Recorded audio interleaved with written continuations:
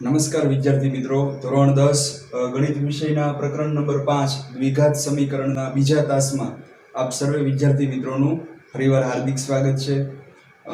યાદ કરી લો, પહેલા તાસની અંદર આપણે સમાંતર શ્રેણી કોને કહેવાય, આપણી આજુબાજુ રોજિંદા જીવનમાં પણ ઘણી બધી એવી પેટર્ન તરાહ જોવા મળે કે ત્યાં સમાંતર શ્રેણી રચાયેલી હોય, એનો આપણે અભ્યાસ કર્યો હતો. ત્યારબાદ સમાંતર શ્રેણીનું જે પ્રથમ પદ હોય એને આપણે a વડે દર્શાવીએ છીએ, તમને યાદ હશે. ત્યારબાદ સામાન્ય તફાવત હોય તો એને d વડે દર્શાવાય. ખ્યાલ છે ને કે a એટલે શું? પ્રથમ પદ. કોઈ પણ શ્રેણી જો આપેલી હોય એનું જે પહેલું પદ હોય, આ સંખ્યાની યાદી હોય એનું પહેલું પદ એને આપણે પ્રથમ પદ કહીએ અને એને a સંજ્ઞા વડે દર્શાવીએ. ત્યારબાદ બીજી સંખ્યામાંથી પહેલી સંખ્યા બાદ કરીએ, એ જ રીતે ત્રીજામાંથી બીજી બાદ કરીએ, એ જ રીતે ચોથામાંથી ત્રીજી બાદ કરીએ, એને આપણે સામાન્ય તફાવત d કહેતા હતા. બરોબર? એના ઉપરથી a અને d આપેલું હોય આપણને, પ્રથમ પદ અને સામાન્ય તફાવત, તો આપણે નવી સમાંતર શ્રેણી પણ રચી શકીએ. એવો બધો અભ્યાસ આપણે પહેલા તાસમાં કર્યો હતો. અને ત્યારબાદ સમાંતર શ્રેણીના બે પ્રકાર છે. એક તો અનંત સમાંતર શ્રેણી અને એક નિશ્ચિત સમાંતર શ્રેણી, એટલે કે આમાં સભ્ય સંખ્યા નિશ્ચિત હોય અને અનંતમાં સભ્ય સંખ્યા નિશ્ચિત ન હોય, એટલે કે એ શ્રેણી અનંત સુધી વિસ્તરેલી હોય. આવો અભ્યાસ આપણે પહેલા તાસની અંદર કર્યો હતો. અને પછી છેલ્લે આપણે એક વધારે બીજા એક તજજ્ઞ શિક્ષક દ્વારા છે સમાંતર શ્રેણીનો શરૂઆતનો પ્રસ્તાવનાનો અભ્યાસ કર્યો હતો. તો આગળ આપણે હવે ઉદાહરણ 1 થી છે આ પ્રકરણમાં પૂછાતા દાખલાઓ કેવા કેવા પ્રકારના હોય એનો અભ્યાસ કરીએ. તો ચાલો, ઉદાહરણ 1 માં શું આપ્યું છે કે સમાંતર શ્રેણી, અહીંયા આપણને એક શ્રેણી આપી દીધી. પહેલું પદ છે 3/2 અલ્પવિરામ, બીજું પદ 1/2 અલ્પવિરામ -1/2 અલ્પવિરામ -3/2, એટલે કે બધા પદ વચ્ચે અલ્પવિરામની નિશાની કરેલી છે. અને ડેશ ડેશ નો અર્થ કે આ શ્રેણી આમ આગળ વિસ્તરેલી છે. તો આ શ્રેણી માટે પ્રથમ પદ a અને સામાન્ય તફાવત d શોધવાનું છે આપણે. ખૂબ સરળ પ્રશ્ન. એક ગુણની અંદર પૂછાય કે આપેલ શ્રેણીનું પ્રથમ પદ શું છે અને સામાન્ય તફાવત શું? તો આપણે શીખી ગયા, માહિતી આગળ શીખ્યા એ પ્રમાણે કે જે શ્રેણીમાં પહેલું પદ હોય ને એને પ્રથમ પદ કહેવાય. શું કહેવાય? પ્રથમ પદ a કહેવાય. તો આપણે અહીં લખીએ કે અહીં સોલ્યુશન જવાબમાં શું લખશું કે અહીં પ્રથમ પદ a એ શું છે? 3/2 છે. તથા તફાવતને આપણે શું કહીએ છીએ? d. તો તફાવત કઈ રીતે મળે? ચાલો શું કરવાનું? બીજા પદમાંથી પહેલું પદ બાદ કરવાનું. અહીં બીજું પદ છે 1/2 માઈનસ પહેલું પદ શું છે? 3/2. બીજા પદમાંથી પહેલું પદ બાદ કરીએ એટલે તફાવત મળી જાય. ચાલો, છેદ સમાન છે તો અંશમાં શું થશે? બાદબાકી. 1માંથી 3 બાદ કરીએ અને મોટાની નિશાની આવે એટલે તમને ખ્યાલ છે -2 એના છેદમાં 2. 2 કેન્સલ, એટલે કે 2 એકા 2, એટલે જવાબ આવે -1. તો મને d મળ્યો -1. એટલે છેલ્લે આપણે આમ લખી શકીએ કે આમ a મળે 3/2 અને d -1 મળે. તો આ પ્રશ્ન ખૂબ સરળ હતો. ખ્યાલ આવ્યો ને? તો આ રીતે તમને કોઈ પણ શ્રેણી આપી દે અને શ્રેણીનું પ્રથમ પદ શું એમ પૂછે અને એ શ્રેણીનો સામાન્ય તફાવત શું હોય, તો એ તફાવત પણ આપણને આ રીતે મળી જાય. બરાબર? તો પહેલું ઉદાહરણ સરળ હતું. હવે ઉદાહરણ નંબર 2 જોઈએ. ઉદાહરણ 2 માં શું કીધું છે? કંઈક અલગ પ્રકારના દાખલા છે. ખાસ આમાં ધ્યાન આપજો. તો કે નીચેનામાંથી કઈ સંખ્યાની યાદી, આપણને પાઠ્યપુસ્તકમાં ઘણી બધી યાદી આપેલી છે, 4 જેટલી. એ 4 પ્રશ્નો પૂછે, 4 યાદીમાંથી કઈ યાદી સમાંતર શ્રેણી છે એવો પ્રશ્ન પૂછો. જો 4 આપેલી યાદી પુસ્તકમાં તમે જોશો એમાંથી 4 સમાંતર શ્રેણી નથી. આપણે નક્કી કરવાનું છે કે કઈ સમાંતર શ્રેણી છે અને કઈ સમાંતર શ્રેણી નથી. આગળ કીધું જો સમાંતર શ્રેણી હોય તો તેના પછીના 2 પદ લખો. એટલે જો અહીંયા તમને 1 2 3 ને 4 પદ આપ્યા આ સંખ્યાની યાદી જો સમાંતર શ્રેણી રચતી હોય તો હવે પછીના બીજા બે પદ ક્યાં આવશે એ આપણે લખવાના છે. તો આપણે પહેલા તો નક્કી કરવું છે કે આ શ્રેણી સમાંતર છે કે નહીં. તો કઈ રીતે નક્કી કરાય? તો કે સાહેબ આનો તફાવત મેળવી લેવાય. બીજા પદમાંથી પહેલું પદ બાદ કરીએ, એ જ રીતે ત્રીજા પદમાંથી બીજું પદ બાદ કરીએ, એ જ રીતે ચોથા પદમાંથી ત્રીજું પદ બાદ કરીએ. એ બધાનો તફાવત સરખો આવે તો આ શ્રેણી સમાંતર શ્રેણી છે એમ કહેવાય. નહીતર આ શ્રેણી સમાંતર શ્રેણી છે એમ કહી શકાય નહીં. બરાબર? જો આને આપણે આ રીતે લખી શકીએ ને, આ પહેલું પદ છે a1, આ બીજું પદ a2, આ ત્રીજું પદ a3, આ ચોથું પદ a4, આ રીતે ઘણા બધા પદ હશે. તો આપણે તફાવત મેળવી લઈએ, એટલે કે a2 - a1 મેળવીએ. ચાલો બીજા પદમાંથી પહેલું પદ બાદ કરું તો કેટલું આવશે? 10 માંથી 4 બાદ કરીએ તો જવાબ આવ્યો 6. એ જ રીતે હવે ત્રીજામાંથી બીજું પદ બાદ કરીએ, એટલે કે a3 - a2 કરીએ તો ચાલો 16 - 10, 16 માંથી 10 બાદ કરીએ તો 6 જવાબ આવ્યો. એ જ રીતે હજી આપણે a4 - a3 એટલે કે ચોથા પદમાંથી ત્રીજું પદ બાદ કરીએ, 22 માંથી 16 બાદ કરો તો પણ જવાબ 6 જ આવે. એટલે કે આ બધા જ તફાવતો લઈએ આપણે તો એ તફાવત એક સમાન મળે છે. અર્થાત આ શ્રેણીના કોઈ પણ આપણે અનંત પદ વિચારીએ, એટલે કે જો આગળ આમ શ્રેણી વિસ્તારીએ તો કે કંઈક a કેમું પદ કંઈક આવતું હશે. આપણે ધારેલી સંખ્યા છે, આગળનું પદ કંઈક a k જેટલું છે, એની પછીનું પદ a k + 1 જેટલું હશે. એમ આગળ વધતા જઈએ તો છેલ્લે a n જેટલા પદ હોય. તો આવી શ્રેણી હોય તો એમાં આ a k + 1 માંથી એની આગળનું પદ બાદ કરો તો ઈ પણ કેટલું મળવાનું? 6 જ મળવાનું. એટલે કે હવે પછી આપણે આમ લખી શકીએ કે આમ કોઈ પણ સંખ્યા a k + 1 - a k હંમેશા સમાન રહે. એટલે કે આ તફાવત હંમેશા સમાન જ રહે. એટલે આપેલ શ્રેણી એ સમાંતર શ્રેણી છે. જો આપણો પહેલો પ્રશ્નનો જવાબ મળ્યો કે નીચેની યાદી સમાંતર શ્રેણી છે, આપણે લખશું કે હા સમાંતર શ્રેણી છે. કારણ શું? આપણે કારણ એ લખ્યું કે બધા પદોનો તફાવત એક સરખો એવો અને કોઈ પણ સંખ્યા માટે આ હંમેશા સમાન રહે. એટલે આપેલ શ્રેણી એ સમાંતર શ્રેણી છે. તો આગળનો પ્રશ્ન, જો સમાંતર શ્રેણી હોય તો પછીના બે પદ લખો. તો હાલો છેલ્લું પદ 22 છે. હવે મારે પછીનું પદ લખવું હોય તો કઈ રીતે મળે? તો પહેલા તાસની અંદર આપણે શીખવાડ્યું હતું કે જે આ સામાન્ય તફાવત પહેલા પદમાં ઉમેરીને તો બીજું પદ મળે. 4 ની અંદર 6 ઉમેરું એટલે 10 મળે. 10 ની અંદર 6 ઉમેરું તો 16 મળે. 16 ની અંદર ફરી 6 ઉમેરું એટલે 22 મળે. 22 ની અંદર ફરીવાર 6 ઉમેરું એટલે એની પછીનું પદ મળે. અને જે જવાબ આવ્યો ફરીવાર 6 ઉમેરું એટલે ત્રીજું પદ મળે. એટલે કે અહીંયા તફાવત મને ખબર પડી ગયો કે અહીં સામાન્ય તફાવત કેટલો છે? 6 છે. તો હવે પછીનું મને ક્રમિક બીજા બે પદો મળી જાય. બીજા બે પદો કઈ રીતે મળે? તો કે છેલ્લું પદ 22 હતું એમાં તફાવત ઉમેરવાનો. તફાવત 6 ઉમેરીએ તો 22 + 6 એટલે કેટલા થશે? 28. અને ઈ પછીનું પદ હવે મારે મેળવવું હોય તો હવે 28 એવું. 28 માં મારે પાછા કેટલા ઉમેરવાના? 6. તો કે ભાઈ 28 + 6 એટલે જવાબ આવે 34. બરાબર ને?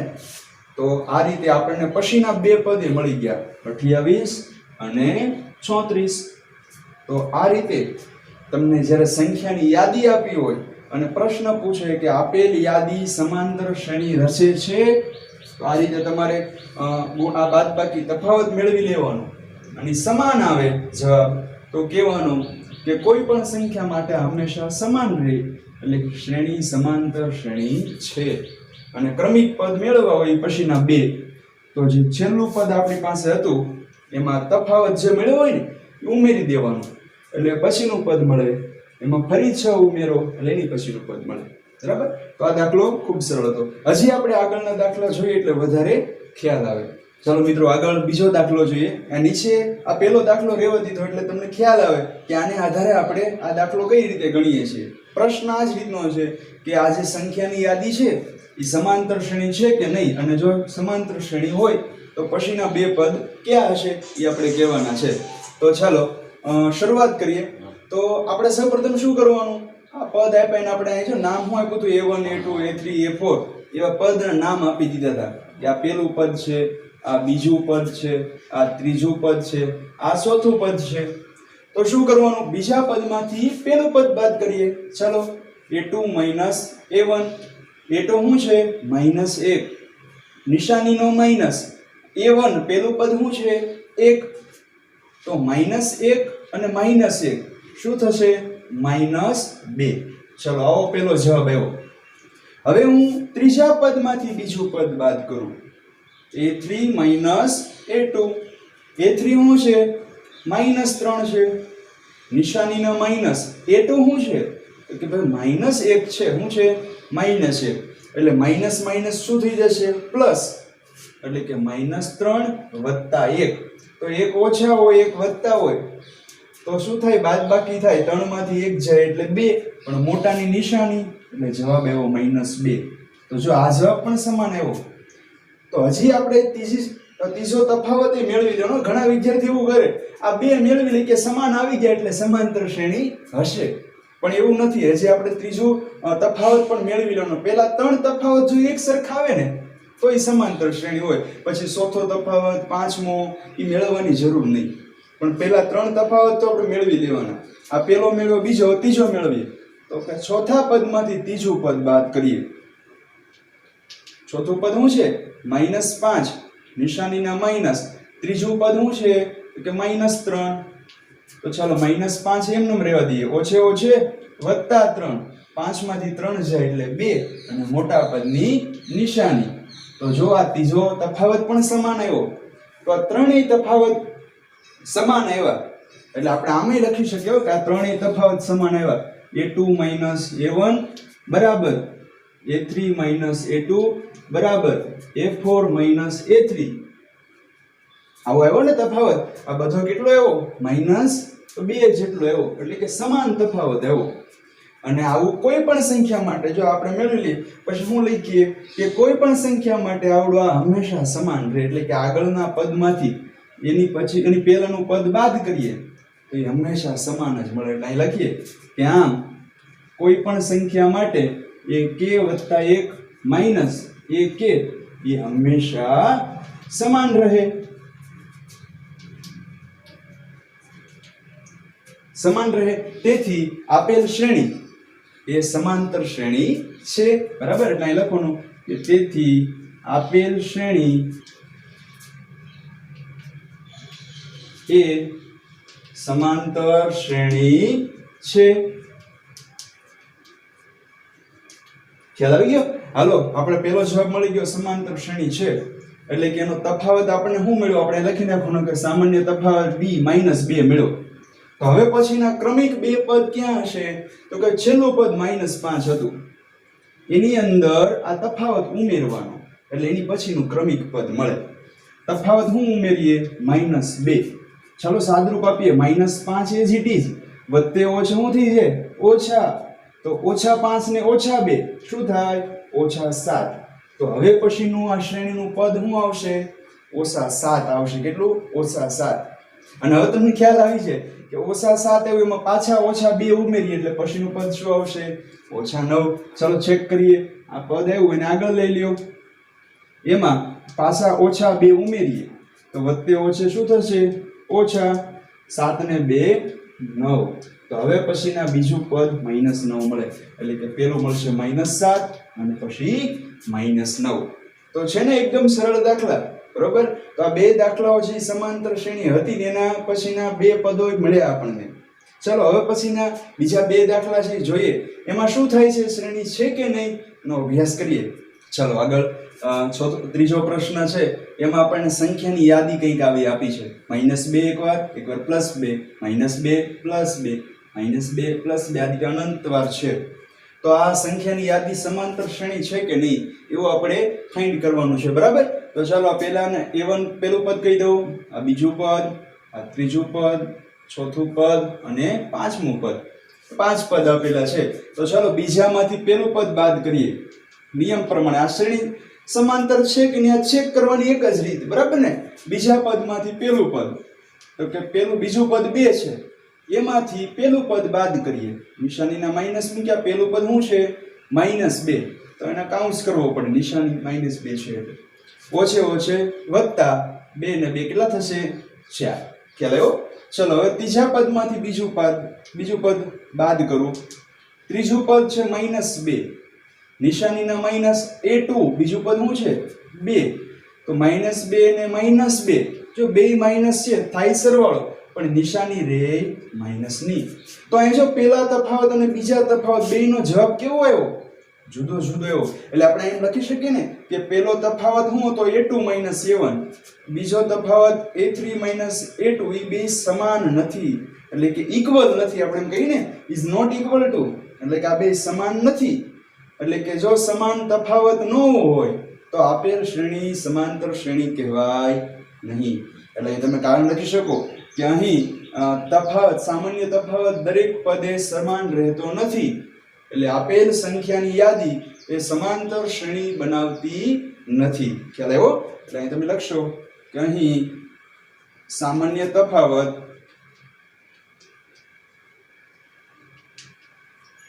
સરખો નથી, માટે કહી શકીએ કે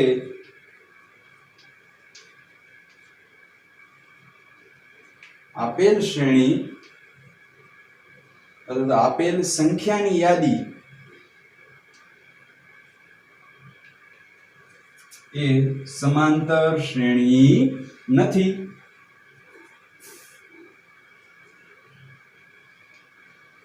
ખ્યાલ આવ્યો? ખૂબ સરળ હતો. ચલો હવે ચોથો પ્રશ્ન જેનો અભ્યાસ કરીએ કે ચોથા આ પ્રશ્નની યાદી છે એ સમાંતર શ્રેણી રચે છે કે નહીં. ચલો ફટાફટ અહીં જો 3 એકડા, પછી 3 બગડા અને 3 ત્રગડા, એટલે કે 3 આપેલા છે, પછી 3 4 આવશે, પછી 5 3 વાર આવશે, 6 3 વાર. તો એ સમાંતર શ્રેણી છે કે નહીં ચેક કરીએ. તો ચાલો આ પહેલું પદ છે a1 a2 a3 a4 a5, આ રીતે ક્રમશઃ છે, આપણે ચેક કરીએ. ચાલો બીજા પદમાંથી પહેલું પદ બાદ કરીએ a2 a1, તો બીજું એક, પહેલું 1 1 એટલે 0. ચલો ત્રીજામાંથી બીજું બાદ કરીએ.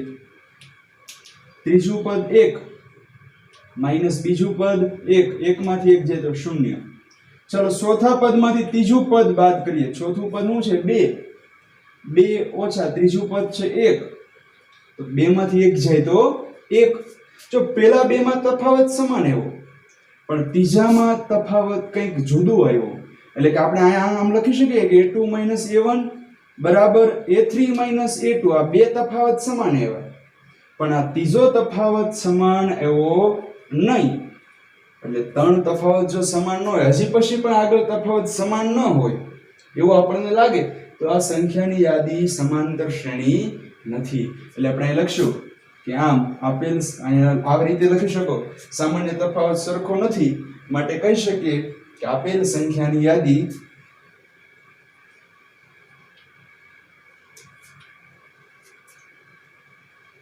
સમાંતર શ્રેણી નથી. બરોબર?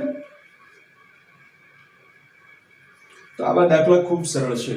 તો આજના તાસમાં આપણે ઉદાહરણ 1 કે પ્રથમ પદ કયું, સામાન્ય તફાવત કઈ રીતે મેળવી શીખ્યા, અને ઉદાહરણ 2 માં 4 દાખલાનો અભ્યાસ કર્યો કે આપેલ જે સંખ્યાની યાદી હોય એ સમાંતર શ્રેણી છે કે નહીં, અને જો હોય તો એની પછીના ક્રમિક 2 પદ કઈ રીતે મળે. બરાબર? તો આજના તાસમાં અહીં સુધી રાખીએ છીએ. હવે પછીના તાસમાં સ્વાધ્યાય 5.1 છે એના દાખલાઓનો અભ્યાસ કરીશું. તો આજે આટલું રાખીએ. અસ્તુ. જય હિન્દ.